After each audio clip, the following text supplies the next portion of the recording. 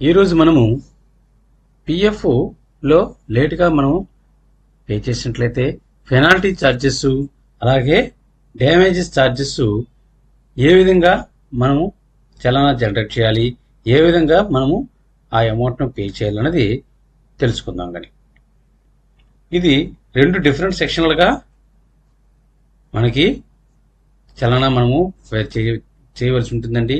ఇంకా different sections అంటే ఏమీ లేదండి.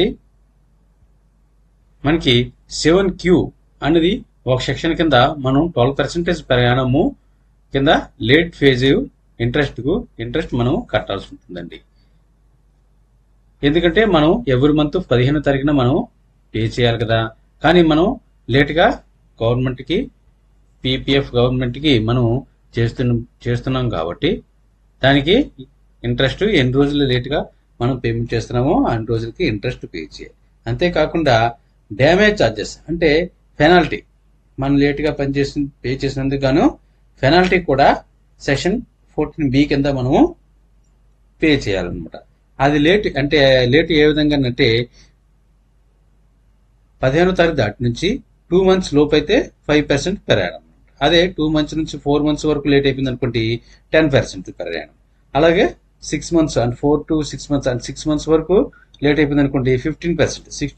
6 months అబోవ్ అయితే 25% ప్రయాణము క్యాలిక్యులేట్ చేయాలన్నమాట. నేను ఉదాహరణ కూడా ఇక్కడ చూపించానండి. ఉదాహరణకు ఒక ఈపీఎఫ్ చలన 12,282 రూపాయలు ఉందనుకోండి ఒక నెలకి, అది 15వ తారీఖున పే చేయాలి. కానీ మనము 15వ తారీఖు పే చేయకుండా 3 రోజులు లేట్గా పే చేసాం, 18వ తారీఖున పే చేసాం అనుకుందాం.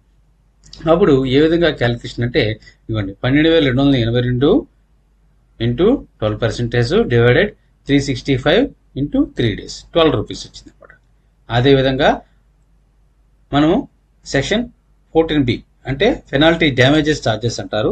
పెనాల్టీ అనమాట. అది అంటే మనం డేట్ని డ్యామేజ్ చేసాం కాబట్టి డ్యామేజ్ ఛార్జెస్ అనమాట, పెనాల్టీ ఛార్జెస్. ఇది కూడా సేమ్ పద్ధతే, ఈ విధమైన క్యాలిక్యులేషనే. మనం ఏంటంటే ఓన్లీ 3 days కదా అంటే ఫస్ట్ స్లాబ్లోకి వెళ్తుంది అనమాట, 0 to 2 months. అంటే ఉదాహరణ ఇక్కడ చూపించాను చూడండి, 12,282 into 5% divided by 365 days into 3 days అంటే 5 rupees.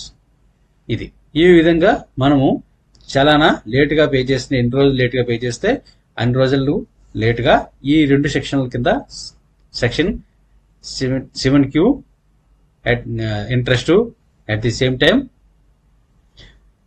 Late fees damage charges 14B కింద మనం పే చేయాలన్నమాట. ఇలాగ ఎన్ని రోజులు అయితే అన్ని రోజులు ఈ విధంగా మనం పే చేయాలి. నేను సేమ్ అమౌంట్కి చలానా పేమెంట్ చేసినానండి. ఈ చలానా ఎక్కడెక్కడ కనబడుతుంది, ఏ విధంగా మనం కనబడినప్పుడు ఏ విధంగా చలానాన్ని జనరేట్ చేయాలి అన్నది నేను నీట్గా చెప్తాను.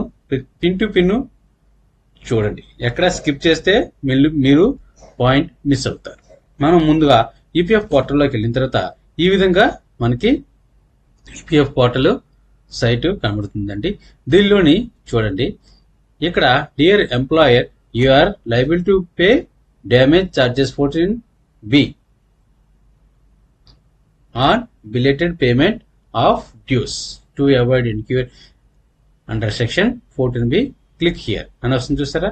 ఇక్కడ మనం క్లిక్ హియర్ చేస్తే మనం ఏమైనా డ్యామేజ్ ఛార్జెస్ కానీ ఏమైనా చేసామా అన్నది చలానా మనకి ఆటోమేటిక్గా కనబడుతుంది. ఇంతేకాకుండా 7Q ఇందాక మీకు చూపించాను కదా, 7Q ఇవ్వండి.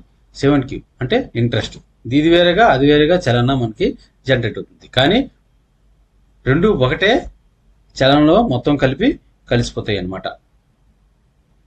కానీ ఇక్కడ చూపించడం మనకి ఇది వేరేగా అది వేరేగా చూపిస్తుంది.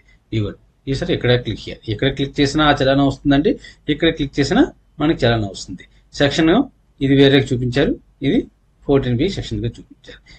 అలాగే మనం ఇక్కడ క్లిక్ చేసాం అనుకోండి, ఆ చలానా మనకి కనబడుతుంది. క్లిక్ హియర్ చేశాను చూడండి. ఇవ్వండి, నేను ఏప్రిల్ 2024 వేజెస్ని 15వ తారీఖున మనం పే చేయాలి. కానీ 18వ తారీఖున నేను పే చేశాను, అంటే 3 days లేట్గా పే చేశానండి. ఈ 3 days లేట్గా పే చేసినందుకు గాను నాకు ఇదిగోండి మొత్తము మనకి ఈ విధంగా డ్యామేజ్ ఛార్జెస్ పెనాల్టీ ఛార్జెస్ వేసాడు. 7Q అంటే ఇందాక చూపించాను కదా ఇంట్రెస్ట్, అలాగే 14B అంటే డ్యామేజ్ ఛార్జెస్. ఈ చలనంలోని రెండు కలిపి మనం పే చేసుకోవచ్చు, లేదంటే ఇంట్రెస్ట్ ఒక పార్టీకి ఒక చలానా కానీ, లేదంటే 14B డ్యామేజ్ ఛార్జెస్ కానీ పే చేసుకోవచ్చు. కానీ మనం పే చేసే ఇంట్రెస్ట్, డ్యామేజ్ ఛార్జెస్ ఎంత ఎర్లీగా మనం క్లియర్ చేసుకుంటే అంత మనకి మంచిది, లేదంటే పెనాల్టీస్ హెవీగా మనకి ఉంటాయి. దీనికి ఏ విధంగా మనం ఈ చలానాన్ని జనరేట్ చేయాలనేది మీకు చెప్తున్నాను. మీకు క్యాలిక్యులేషన్ కూడా ఆల్రెడీ చెప్తున్నాను కదా ముందు షీట్లని, కానీ మళ్ళీ ఎక్స్ప్లెయిన్ చేస్తాను చూడండి. ఇక్కడ అకౌంట్ నెంబర్ 1 ఉంది కదా, అకౌంట్ నెంబర్ 1లో రిమిటెన్స్ చూడండి 80182, ఇది 2 అనేది అడ్మిన్ ఛార్జెస్, అకౌంట్ నెంబరు 21 అనేది ఈడిఎల్ఐ ఛార్జెస్. దీని మీద మనం ఎటువంటి పెనాల్టీ కానీ ఇంట్రెస్ట్ కానీ మనం పే చేయనవసరం లేదు. Only 80182 account number 1, account number 10 మొత్తం కలుపుకొని దాని మీద మాత్రమే మనము late fee, damage charges, late fee, ఇంట్రెస్ట్లు పే చేయాల్సి ఉంటుందన్నమాట. జరుగుతుంది. ఈ 80184264 రెండు కలిపితే ఎంత వచ్చింది? మనం ఆల్రెడీ మీకు ఒక షీట్ లో చూపించున్నాను కదా, కలిపితే 12,282. దీనికి 3 days. ఈ విధంగా మనం ఇందాక ఈ కింద ఉన్న ఉంది చూసారా, ఈ ఈక్వేషన్ ప్రకారం మనం క్యాలిక్యులేట్ చేస్తే 12 రూపాయలు వచ్చింది అనమాట. 7Q ఇవ్వండి, 7Q 12 రూపాయలు అంటే ఇది 8 రూపీస్, 4 రూపీస్ కలిపితే 12 రూపీస్. అలాగే 14B 3 రూపీస్, 2 రూపీస్ కలిపితే 5 రూపీస్, ఇవ్వండి 5 రూపీస్. ఈ విధంగా మనం క్యాలిక్యులేషన్ చేసుకోవాలన్నమాట. సరిపోయిందా లేదా చూసుకోవాలి. ఈ విధంగా సరిపోయినట్లయితే మనం ఇవ్వండి బోత్ అని క్లిక్ చేసి, లేదంటే సెలెక్ట్ ఆల్ అని క్లిక్ చేసి ప్రిపేర్ చలా.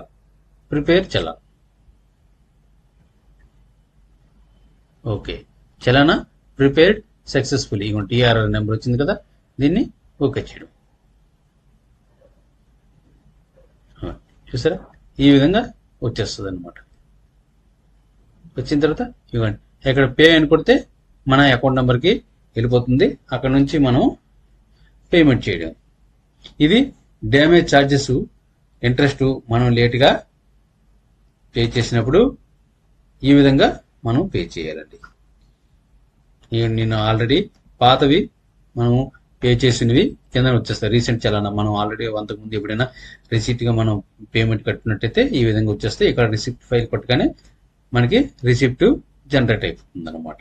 మనం కట్టిన దానికి రిసిప్ట్ మనకు వచ్చేస్తుంది. ఆ రిసిప్ట్ని మనం దానికి ఎగ్నెస్ట్గా మనం ఉంచుకోవడమే. ఇవ్వండి ఇక్కడ పే కొట్టి మనం ఏ బ్యాంక్ అయితే ఆ బ్యాంక్కి అటాచ్మెంట్ పెట్టుకోవడమే. పే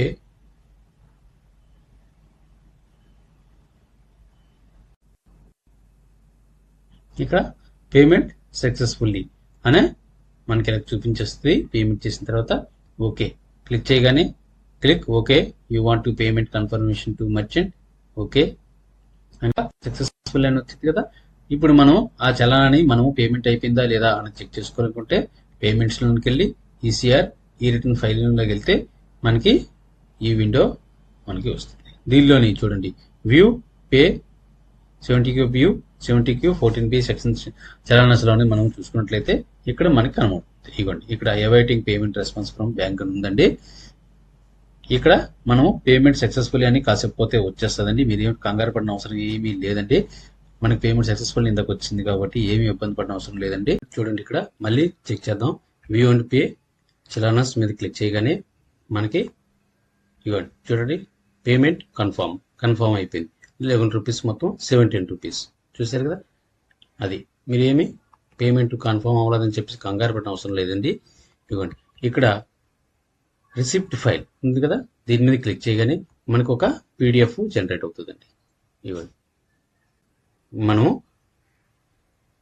చూసారా the challan is not proof of payment. To know the payment status please use TRN query search. దీనిలోకి వెళ్ళి మనం పేమెంట్ కన్ఫర్మ్ ఇందాక చూస్తున్నాం కదా, ఆ విధంగా కన్ఫర్మ్ అయితేనే పేమెంట్ కన్ఫర్మ్ అయినట్టు అనమాట. ఇది జస్ట్ ఫర్ ఎక్నాలజ్మెంట్ మనం మన ఫైల్లో ఉంచుకోవడానికి మాత్రమే. కనబడుతున్నాయా లేదా అన్నది మనం ఒకసారి చెక్ చేసుకోవచ్చు. చూసారా ఇక్కడ ఏమి లేవు. అదేవిధంగా పేమెంట్స్లోనికి వెళ్తే మనకి ఇందాక చూపించింది కదా డ్యామేజ్ ఛార్జెస్,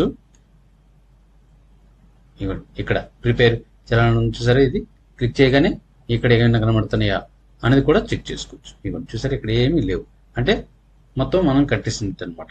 మీకు అర్థమైంది కదా. అంతేనండి, ఇదే లేట్ ఫీజుని కానీ డ్యామేజ్ ఛార్జెస్ని మనము పే చేసే పద్ధతి. ఇది ఈజీగా అర్థమైందని అనుకుంటున్నానండి. Please like and share, subscribe. మీకు ఏదైనా డౌట్స్ ఉన్నట్లయితే అకౌంట్స్ మీద కానీ పిఎఫ్ కానీ స్టాట్యూటరీ మీద ఏ డౌట్స్ ఉన్నని నాకు కామెంట్ చేయండి. నేను కంపల్సరిగా మీ కామెంట్ని చూసి రిప్లై ఇవ్వడం జరుగుతుంది. ఎటువంటి అకౌంట్స్ రిలేటెడ్ సబ్జెక్ట్ వీడియోస్ అయినా I'm ready to upload for you. Please subscribe. Thank you very much.